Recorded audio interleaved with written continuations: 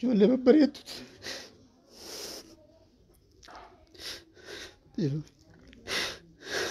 ijoollee babbareeddu baatee ramadaanaatiin tan silaa mana isaaniitti soommantu. Hin qabne liqeeffatee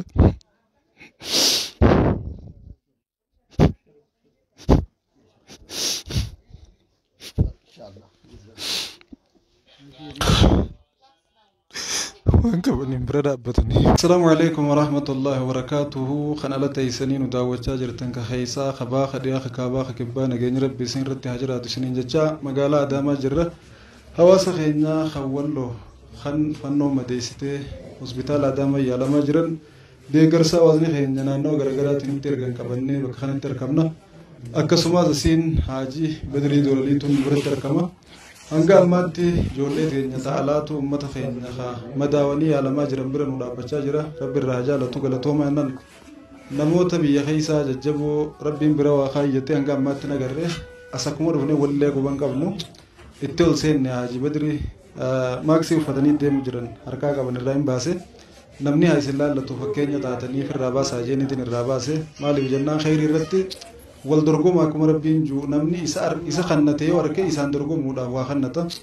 Kanaaf namni waa qabu hundi hanga dandeetti waan inni qabu tasaa qofa osoo hin taane talammii isaatiis amantii isaatiis gaafa amantii rakkattu isaa bira dhaabbata gaafa lammii rakkattullee isaa bira dhaabbata. Waan rabbiin namaa kanne kophaa namni qabu hin jiru addunyaa kana gubbatti namuu nama wajji qaba jechuu barbaadeetti. Haajii Badirii irra hojii mul'isan dhufanii rakkataa isaanii na harkaa fi na dhagaan osoo keessan jirre akka namni isaan hin beekne maaksii uffatanii kan nu jiran nuu beeke malee nam tokko hin beekne.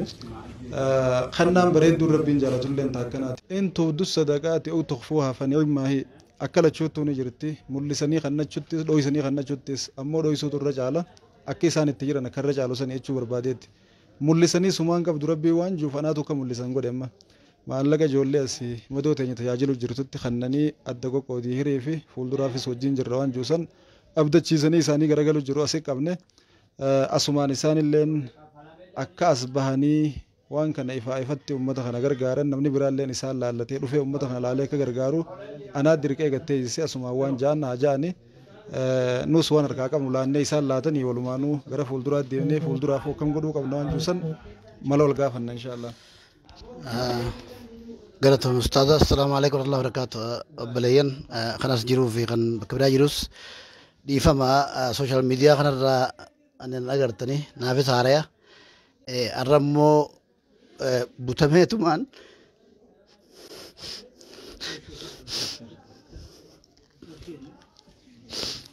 ijoollee babbareeddu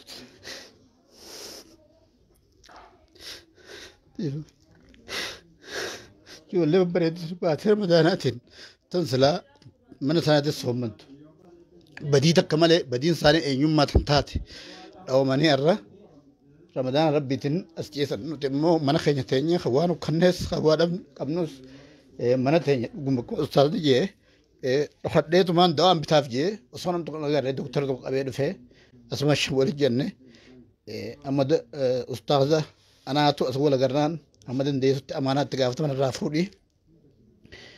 amma kuma dabalamaan kan kana malee amma kuma dhibbaniin baasa dawaa isaanii hamma danda'utti abbaan irraa ta'e fuudhii kanaaf akka gartee akkamitti dawaa dhaban waan biraa dhaban jirra kun lubbuu isaanii kanneen meeqaa biraa dhume meeqaatu jettee hafe kanaaf badii takka hin qaban badiin isaanii eenyummaa isaaniiti eenyummaa rabbiin dachee samii uumeeni kanaaf obboleeyyan kiyya warra waa gargaaruu dandeessan yoo dandeessan koottaa laalaa ijoollee tana koottaa harkaa jedhaniin yoo dadhabdan ammoo namoonni amantanii jiranii sooshaal miidiyaa gartee dalagaa biraa baafachuuf waan biraa godhuu osoo hin ta'in dhuguma suniin koottaa harkaa laalaa waan dandeessu bira dhaabbadha. Ani rabbi sirkaanatti haa ta'u waan hin qabu biraan dhaabbadha. Kuno ustaas anas hasa wal dhufne akkuma inni jee wal quban qabnu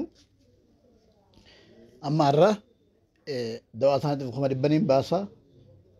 waan biraatu barbaachiftus bakkaan jirutti namoonni asis kunoo Umar Jaaniini ijoollee isaa wajjin dhuftu obboleessaa as jira an duraan telefoon isaa fudhadheen deemuu ka'ee koottaa gargaaraa bira dhaabbadha du'a illee godhaaf nama harki dhawame miilli dhawame akka isaan tiire yoo agartan nyaanni namarraa hin gulu laala kanaaf isaanillee rabbi haa fayyisu biyya teenya rabbi nagee haa godhu rabbi nagee nu haa buusu yeroon dhuguma sunii wal gargaara bira dhaabbannee nagayaafillee yaannu amma akkasii kana alumaa jechuun beekone ustaazana dirqamaleen sooshaal miidiyaa kanaas hin beeku rabba hulleen fadhu arrammoo dirqama namni haasira laalatu hojii irrattiin amman as bee akkasii jabaadhaa bira dhaabbadhaa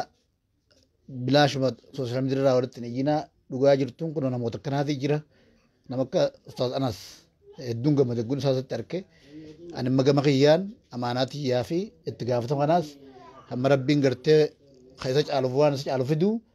isumaan taqabbalchiisa isumaan hin godhe jaani akkasitti haalqoo qabaannu inshallah assalaamu alaikum isinillee ijoollee teenya jabaadhaa rabbi sanaa fayyisu uumaata akka illee taatanii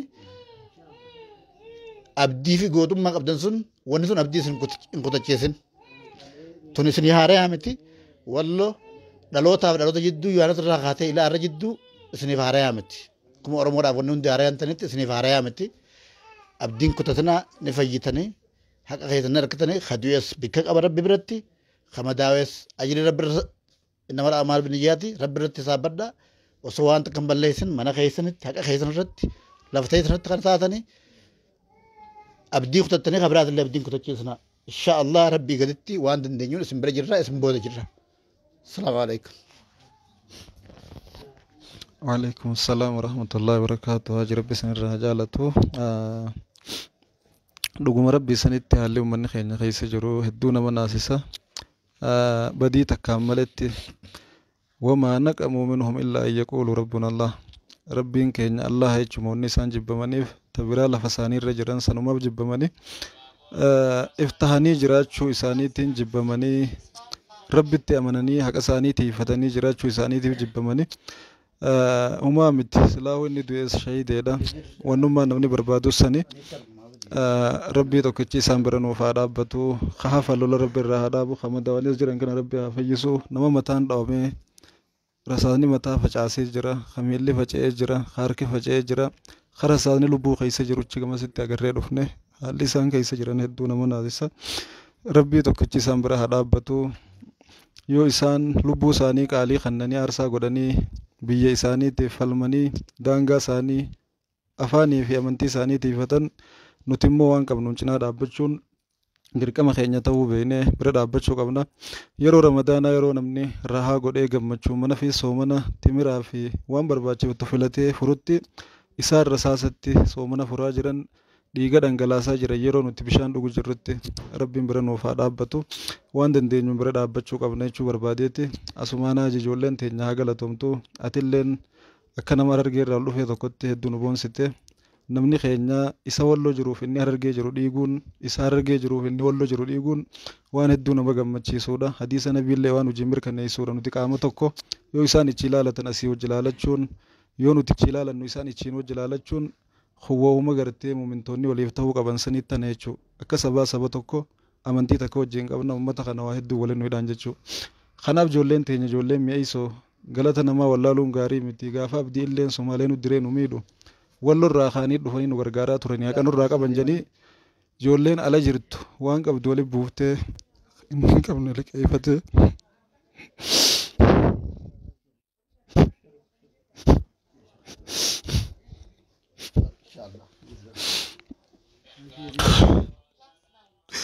waan qabaniin bira dhaabbatanii tuun ijoolleen irbuu shinnigaa jettee irbuu shinnigaa marsaa lammaffaa jedhanii ijoolluma teenya Harargeeti sunis jaaramanii haqa nurraa qaban uummanni keenya walloo lafa adda nu fageesse malee uummata keenya bira dhaabbachuu qabna jedhanii 200 waan ga'uunatti erganii turan ijoolleen mi'eessoo san liqeeffattee inni qabu kanneen kan qabne liqee fudhattee silaa qaamaan dheenee loluu qabna biyyan jirru jedhanii 260 jinatti erganii akkasuma ijoolleen biraa miseenjara gubbaananis walloo garee jettu jaarratanii 100 fi waa isaan illee nutti erganii maallaqa san qabannee ichii fi ichitti uummata keenya kanaa deemnee kan nuuf jirra deekarsi waliigalaa walii qabamu jiru ni jira sandafee isaan biran gahu hanga walii wayyaawee akka nama biyyatti hafeettis isaan san dhaqqabutti isaan asii dhukkubsatanii yaalamaa jiran kana bira dafee gahuu dhiisuutu mala jennaan harkuma dhaqaanu kannaa fi jennii irra deddeemnee harkatti hanga rabbiin isaan walaafisetti waan isaanii wal ga'u kannuufi jirra. Waan keenyas maallaqa namaan baaftu bakka takkatti hanga harkanne 200,000 fi waan namarratti erginee baafnee san hiruufi jirra. Akkas sikaanis inshaallah birumaan keenya wanni jechuu barbaanne jabduun inni hin qabne liqeeffateeti biyya namaati waan qabuun ummata kana bira dhaabbachuu jira. Inni biyya isaatti nagaan carraaqqatee harkachuu jiru ummata kana bira dhaabbachuu yoo baate rabbiin nama gaafata, seenaallee nama gaafatti. Haaji Badrii fakkeenyaa isinii ta'anii isaan laalladhaa isinilleen dhufaa ummata kana ijatee isiniin daawwadhaa waan qabdaniin bira dhaabbadhaa jennaani kanumoonni annu rabbiin ummata keenya haa tumsu ni fayyitan waa takka yaadina. Nabiin keenya salawaatu rabbi wasalaamu alayhi hadiisa muslimii gurbaan nabi dhufee ara'eeyta in ja'anii rajulun yuriidu akhza maalii jee gaafate. Gurbaan tokko horii kiyya fudhachuuf yoona dhufee argama rabbii kamiin godha jennaan hin kanniniifi jeen, yoona hallolee yonnaan firraa loliinii jeen, yoona ajjeese yonnaan ati shahideedha jeen, yoon isa ajjeese yonnaan inni warra ibiddaati jeen. Fannoon dhuftee ummata keenya lafa siirratti qabeenya siirratti mana siirra weerartu yoo duutellee warra ibiddaati. Ummanni keenya kan isaan ajjeesan ammoo warra jannataati shahideedha jechuudha. Waan nama gammachiisu malee waan nama gaddisiisullee miti. Haa ta'u akka sabaatti nuti akka ummata saba tokko waliin qabnuutti amantii tokko waliin qabnuutti wal bira dhaabbachuun keenya dirqama. Inni ka'inilleen ka'e ni jirra jiini ummata kanaaf diitti horii jechumaa fi inshaallah haajii keenya rabbi irraa haa jaalattu. Haaji Badrii bakka ummanni keenya beelawanitti bakka ummanni keenya rakkatanitti bakka amantiin teenya rakkatetti namni ni jira juu yeroo hundaa'u isaanii. Namni keenya waa qabaachuun gaafa akkanaatiif faayidaa nuu qabdi. Qabeenyi nama keenya waa qabuu qabeenya keenya gaafa rakkanne isatti oolla. Yoo gara amantiitiin rakkoon nu dhufte gara sabaatiin rakkoon nu dhufte